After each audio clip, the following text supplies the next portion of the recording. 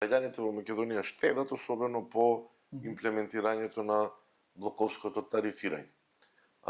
Но она што е јасно и што очекувам ја да се случи во Македонија исто така посериозен бум е поставување на фотоволтаични панели кај самите домаќинства. Тоа има сериозен потенцијал.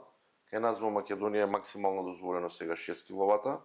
Мислам дека би било добро да се зголеми таа граница кој што има фотоволтаик да поставува. Го има ли тоа во законот?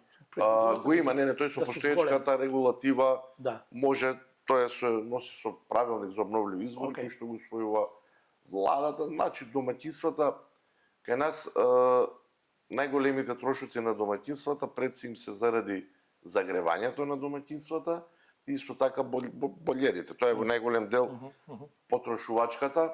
Она што е јасно е поставување за да се намали потрошувачката на кај бољерите може со сончеви колектори, но сега се прават и системи со фотоволтаици кои што дел од своето производство се користи за топла вода.